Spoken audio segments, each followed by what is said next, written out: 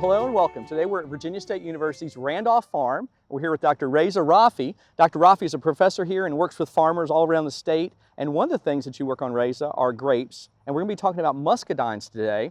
What is a muscadine grape? Yeah, muscadine grape is actually a southern version of our bunch grapes, which is really interesting. I got to know muscadine grape a few years ago, and I tried the fruit and I fell in love with it. I said, this has a lot of potential for small farmers because it's crunchy, it's sweet, has seeds, which southern people, they wouldn't mind, but definitely it's not seedless. There are some they're trying to develop seedless muscadine variety, but it has a lot of potential for a small farmer and homeowner. So Reza, where do they start? When do you plant this, and how do you plant it? Well, the first thing you need to know is muscadine either comes in as self-fertile or female. When you order your plant, you need to make sure you know what you're ordering. There are lists of different types, whether they are self-fertile or female. So you make sure if you order a female, you make sure you order another one which is self-fertile, so it provides pollination for the female plants. So do you do any pruning on this? Yes, we do pruning. And Chris, if you hold this, I'm going to go ahead and show a little bit of pruning. So what we need to do with muscadine, we need to have the longest stem. We prune everything else around it. Let's say I brought this as an example. We just prune all other stuff that are around this. And then we just maintain the one stem. But if you want to make sure when you prune it, you got to leave the last leaf, the leaf before the main stem on, okay, before you prune all the other sucker. That's that leaf stays in here. Okay. Yeah, I leave that leaf in there.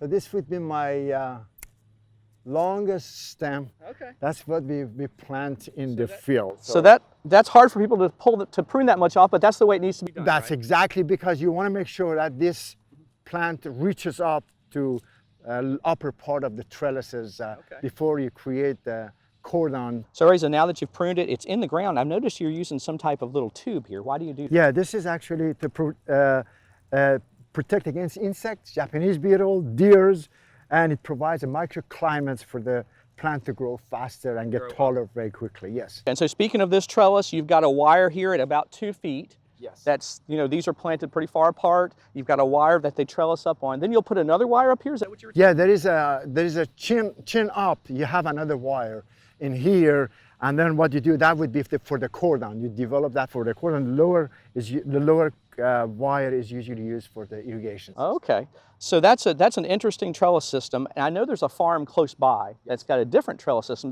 They're taking out some plants and putting in some muscadines. Let's go check their farm out and see how they're doing their trellis. Absolutely.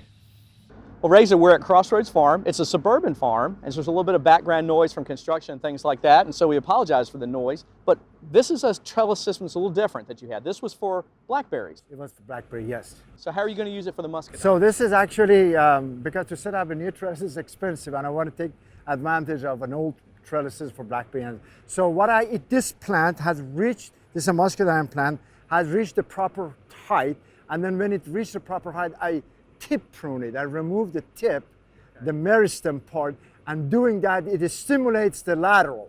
So it stimulates the lateral. If you notice, I have 2 lateral shoots coming out, and I'm going to go ahead and remove everything else, all the other suckers, shoots that are coming from laterals, and only leave these 2, and these 2 will convert to cordon.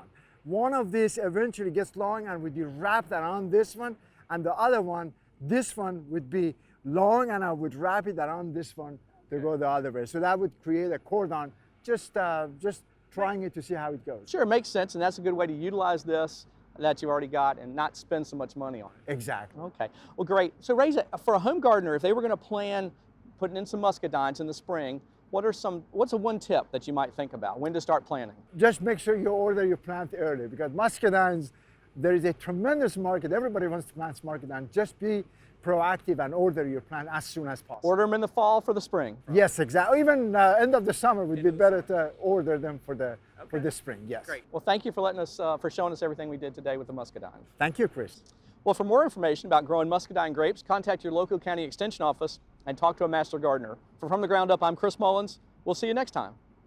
From the Ground Up is presented with the generous advice and assistance of Virginia Cooperative Extension. Visit their website at ext.vt.edu.